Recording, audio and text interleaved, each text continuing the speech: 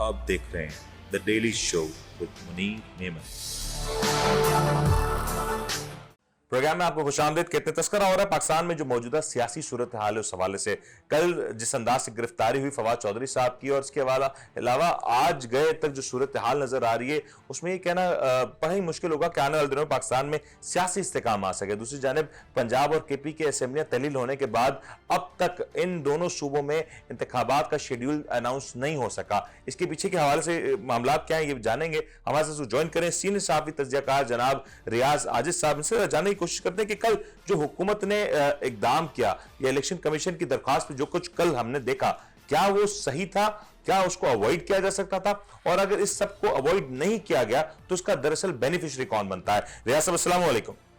वालेकुम अस्सलाम जनाब मुनीर साहब। रियाज साहब, कल एक गिरफ्तारी हुई, बड़ी गिरफ्तारी हुई। आमतौर पे पाकिस्तान में इस तरह की गिरफ्तारियां ज्यादा अच्छी खबरें नहीं बनती, इसके एडवर्स इफेक्ट ज्यादा होते हैं ना कि इसके हक में ये सारे सूरत हाल बने। आपको क्या लगता है कि कल फवाद चौधरी साहब को जिस अंदाज से गिरफ्तार किया गया वो महज इलेक्शन कमीशन की दरख्वास्त पे किया गया या इसके पीछे कोई और है जो चाहता था इस तरह के मामला को होता हुआ? देखिए, ये गिरफ्तारियां और इस तरह की गिरफ्तारियां जिसमें सजेशन के दफात लगाई जाएं या गद्दार करार दिया जाए सियासतदानों को, तो वो तो कहीं और से लगाई जाती हैं। वो उनका जो महवर है वो कहीं और होता है पाकिस्तान में। मतलब वो इस्लामाबाद में नहीं, बल्कि अगर मैं डायरेक्टली बात करूं तो शायद पिंडी में उसका महवर कहीं होता है।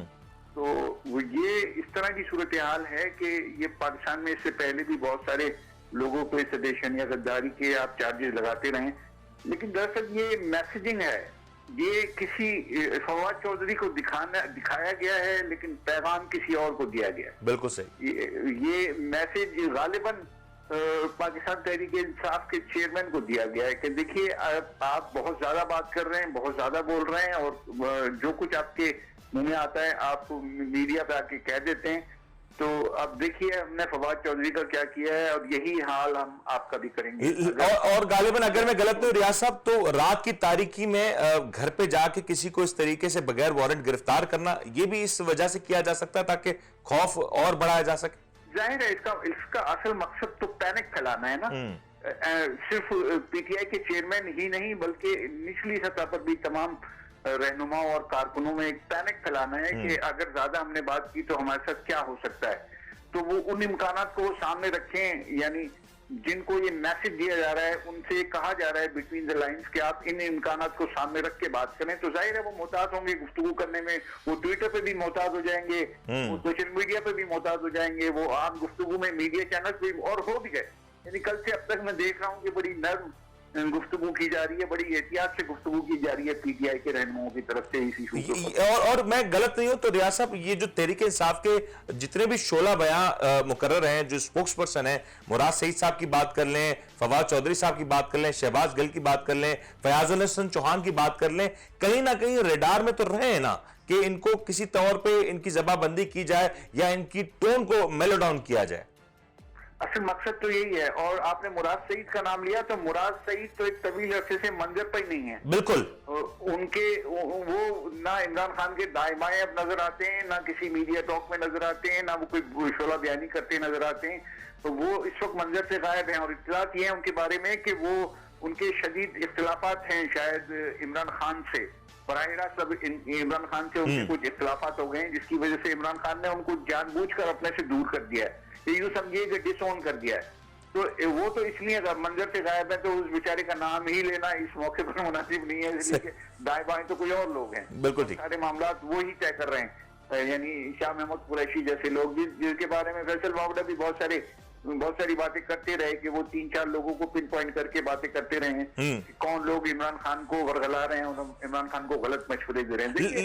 लेकिन रियाज साहब अगर मैं गलत नहीं हूं इस वक्त अगर हुकूमत की पोजीशन से देखा जाए, हुकूमत की वेवलेंथ से देखा जाए, आज पाकिस्तान भर में सहाफी सरापा एहतजाज हैं क्योंकि जिस अंदाज से पाकिस्तान में आज़ादी इजहार राय के ऊपर मामलात हैं, मुश्किलात नजर आते हैं। दूसरी जानिब पॉलिटिकल फोर्सेस वहां पे कशीदा सूरत हाल है। हुकूमत को ये सारी सूरत हाल इस वक्त सूट तो नहीं करती किसी भी तौर पर। हुकूमत को सूट नहीं करती, लेकिन जिन्हें सूट करती है वो अपने मामला चला रहे हैं उसी तरीके से। देखिए सहाफी उस वक्त तक उस सियासी जमात के लिए नूर नजर होता है जब तक वो सियासी जमात हुकूमत में नहीं आती। जिस दिन वो सियासी जमात हुकूमत में आ जाती है उस दिन सहाफी और सहाफत उसको बुरी लगने लगती है। वो कहता है कि हमारे साथ नर्म लहजा इख्तियार करो, और वही नहीं कहता, उनके पीछे बैठे लोग भी यही चाह रहे होते हैं कि सहाफत इस तरह की जाए कि हुकूमत पे ज्यादा तनकीद न की जाए।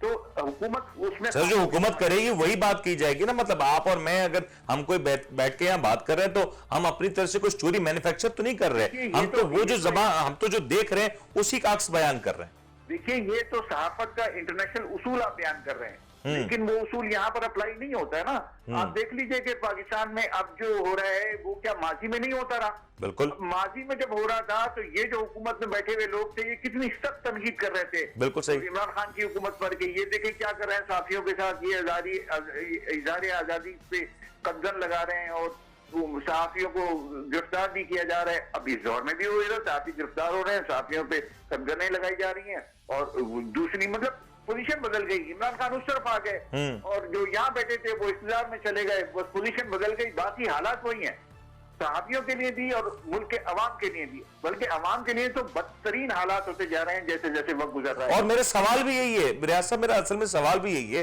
कि आप खुद कह रहे हैं और ये हर कोई जानता है कि एक आम आदमी की जिंदगी के लिए ना बड़ा मुश्किल होता जा रहा है कि आम आदमी की जिंदगी गुजारना।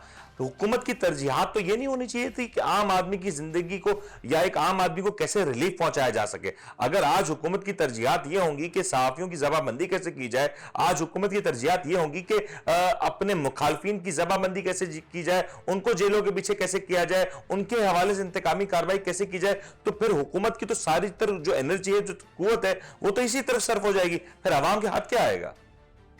वो ठीक है आपकी बात कि इस वक्त हुकूमत की वही तरजीहात हैं, इसलिए कि माजी की हुकूमत की भी यही तरजीहात थी। सर माजी वाले हालात नहीं है रियाज साहब, आज हालात मुख्तलिफ हो गए ना। बिल्कुल मुख्तलिफ है, माजी में भी ये तरजीहात थी, अब भी यही हुकूमत बचाओ तहरीक है। बस जो भी आता है वो कहता है हुकूमत बचाओ तहरीक चलाओ, तो वो अवाम का कब सोचते हैं? देखिए अवाम बेचारे ये तो कहते हैं ना कि अवाम पे कम से कम बोझ डाला जाएगा, ये ऐलान करते हैं सरदार साहब आके या उनसे पहले वाले।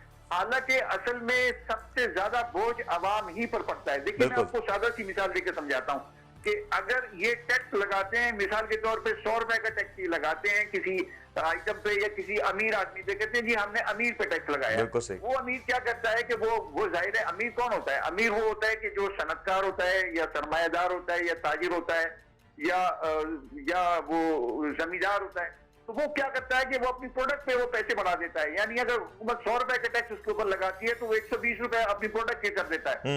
तो अब उसको 20 रुपए का फायदा हो जाता है, और गरीब जो है वो असल में नीचे आ जाता है। वो टैक्स यानी खरीदता कौन है? खरीदता तो सारिफ है, और सारिफ जो है वो पहले 100 रुपए कम में खरीद रहा था, अब वो 120 रुपए बढ़ा के आपने बिल्कुल सही कहा उसको खरीद रहा है। तो अब जो असल टैक्स के ऊपर का असल बोझ उठाने वाला है ना वो गरीब आदमी है। चले टैक्स तो और मेरे ख्याल से गरीब आदमी तैयार है, क्योंकि एक अनकरीब एक और बजट, शायद मिनी बजट भी आ जाए जिसमें मजीद इजाफी टैक्स के हवाले से। आज बड़ी एक डेवलपमेंट हुई है। इसहाक डार साहब ने अमरीकी वक्त से एक मुलाकात की है, उस मुलाकात में उन्होंने ये कहा है उससे कि खुदा के लिए आप IMF वाला प्रोग्राम हमसे हमारे लिए बहाल करवा दें जी। यानी आप देखिए कि वो इसहाक डार जो ये कह रहा था एक इंटरव्यू में, उसने कहा कि आई डोंट केयर अगर IMF नहीं आता पाकिस्तान, हम दूसरे जराये से पाकिस्तान के मसाइल हल कर लेंगे, और हमने माजी में किए।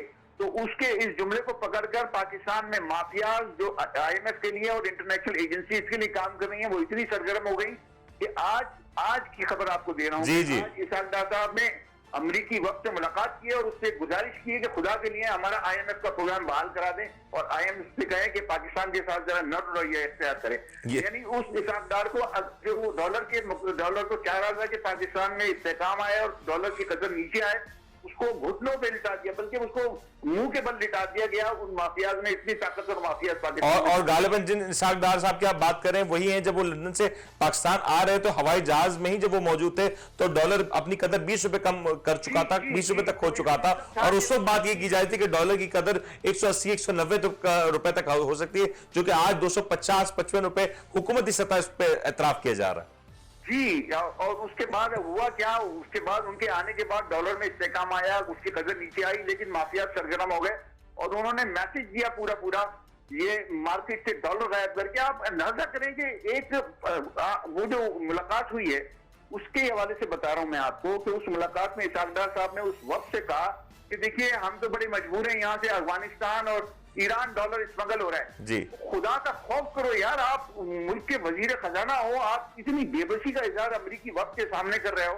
कि आप उसको ये शिकायत कर रहे हो कि यार हम इतने मजबूर हैं, इतने बेबस हैं उन माफियाज के सामने कि वो डॉलर स्मगल कर रहे हैं ईरान और अफगानिस्तान और हम कुछ नहीं कर सकते। ये आप कह रहे हैं ना दरअसल सर, ये कह रहे हैं और ये ऑन एयर कह रहे हैं, ये बाकायदा ऑन रिकॉर्ड पे ये बात कह रहे हैं और ना सिर्फ इसाक डार साहब, दीगर वुज़रा भी ये बात कई बार दोहरा चुके हैं। उसका नतीजा क्या है मुनीर? उसका नतीजा ये है कि अब वो तैयार हो गए हैं कि जी डॉलर आप 260-265 रुपए का कर दीजिए, मुझे कोई इतराज नहीं है। असल में वो ये कह रहे हैं, ये बिल्कुल सही है।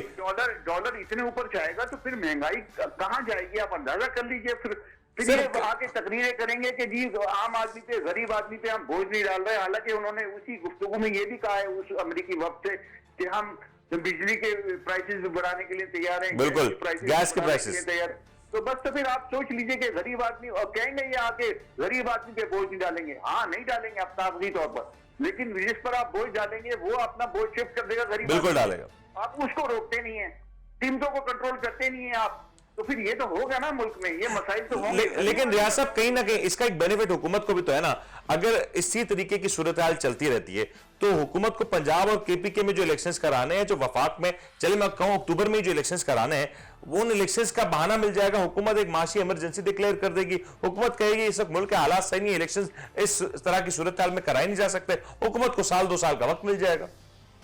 बहुत जबरदस्त सवाल किया आपने, बल्कि आप सलामत रहिए इस सवाल के लिए कि आपने इतना। सर, सवाल के बाद मैं सलामत रहूंगा ना।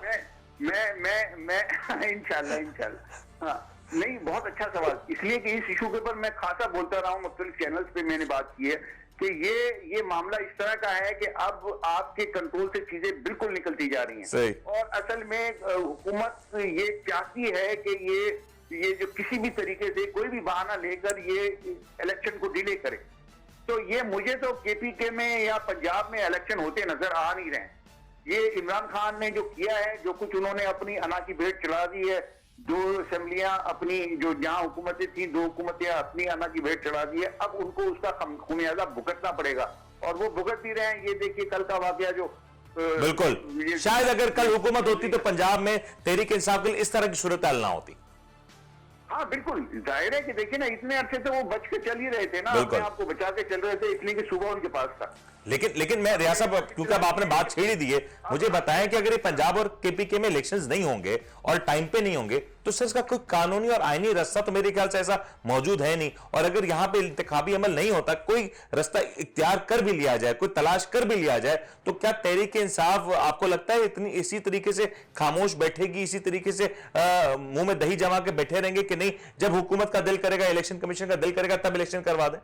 नहीं, वो तहरीक इंसाफ तो माजी में भी कभी खामोश नहीं बैठी, और वो तो सड़कों पे जब हुकूमत में थे, जब भी वो उनका बिल्कुल सही कि वो हिज़्ब इख्तिलाफ में, तो हिज़्ब इख्तिलाफ में बैठ के कैसे खामोश होंगे? वो उनका तो एजेंडा एक मखसूस है, वो अपने एजेंडे पे काम करते रहेंगे कि मुल्क में आदम इस्तेकाम लाना है और तहरीकें चलानी है। तो वो इलेक्शन जो है जो नहीं होंगे उसके लिए तो गुंजाइश मौजूद है ना जी। ऐसे कानूनी माहिरीन मौजूद है जो ये कहते हैं कि आप मालियाती इमरजेंसी लगा दीजिए और उसके बाद आप इलेक्शन को डिले कर दीजिए, तो कानूनी रास्ता, आईनी रास्ता मिल जाता है आपको।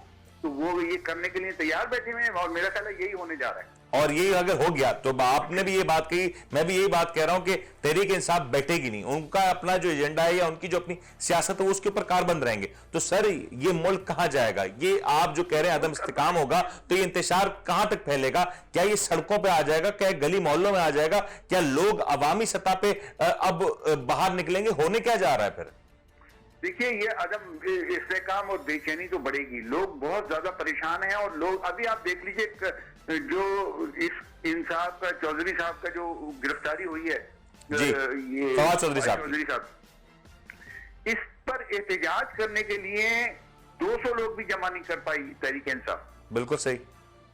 तो वो जो फुटेजेस आप देख लीजिए कल जो दिखाए गए हैं और आज भी टेलीविजन चैनल पे चल रहे हैं, उससे आप अंदाजा कर लीजिए कि लोग अब ना इधर किसी का साथ देने के लिए तैयार है ना उधर। आप कराची के बलदियाती इंतखाबात देख लीजिए, सिर्फ वो तो एतराफ है, खुद तहरीक इंसाफ की अपनी नाकिस पॉलिसी, नाकिस कारकर्दगी का एतराफ है। और खास तौर पे जो सिंध की या कराची की जो लोकल क्यादत है उसकी तरफ से जो कुछ हुआ उसके बाद मेरे ख्याल से कोई नतीजा ज्यादा फर्क नहीं हो सकता था। वो तो खुद एतराफ कर रहे हैं। एक बात ये भी है, लेकिन दूसरी बात ये जमहूरियत से बेजारी का इजहार भी है भाई। जब 15% और 10% वोट पड़ते हैं ना इलेक्शन में, तो ये जमहूरियत से बेजारी का इजहार भी होता है लोगों का, कि लोगों को आप रोटी खाने को दे नहीं रहे, आटा दे नहीं रहे, आप उनसे कह रहे हैं आगे इलेक्शन में वोट डालो। तो वोट कैसे डालेंगे लोग भाई? एहतजाज कैसे करेंगे? रियाज साहब, अगर ये जादू वाले वोट निकाल दें तो मेरे ख्याल से ये तनासुब काफी हद तक कम हो जाएगा। ये 15 से 20% के दरमियान है और ये 10% से भी नीचे चला जाएगा अगर वो आप जादुई वोट, मखलूक जो मखसूस होती है वो वोट डालने आती है, वो कभी पॉलिटिकल पार्टीज पढ़वाती हैं और कभी कहीं और से वो आती है मखलूक, वोट डाल के चली जाती है।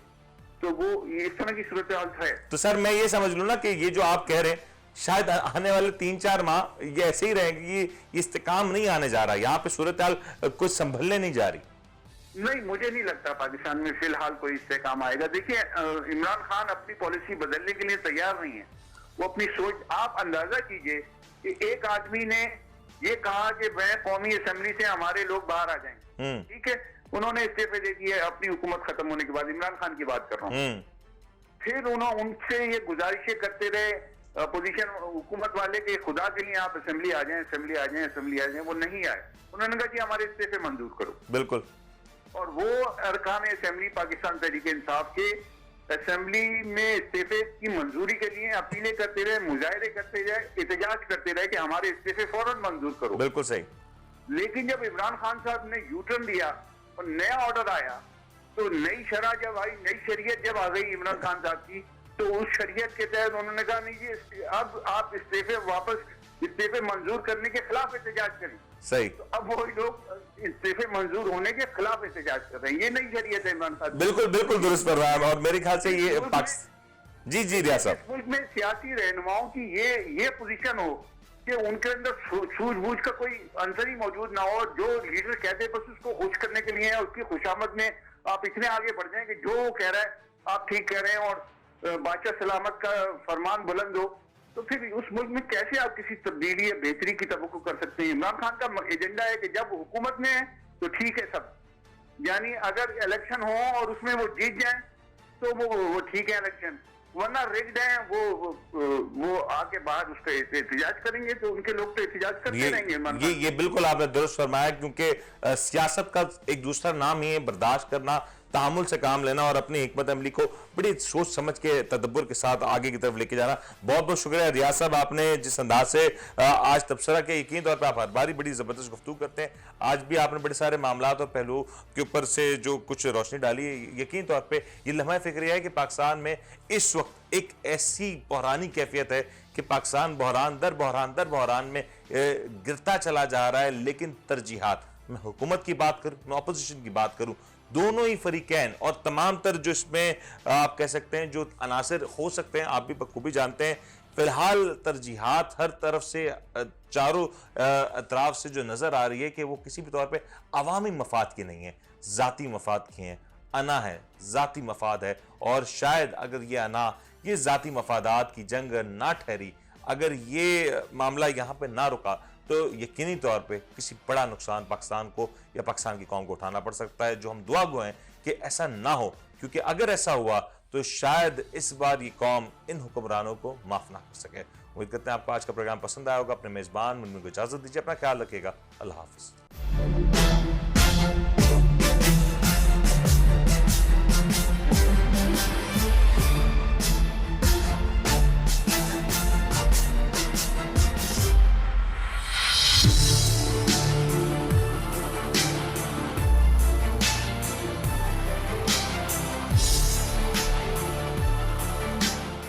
आप देख रहे हैं the daily show with Munir नेमत।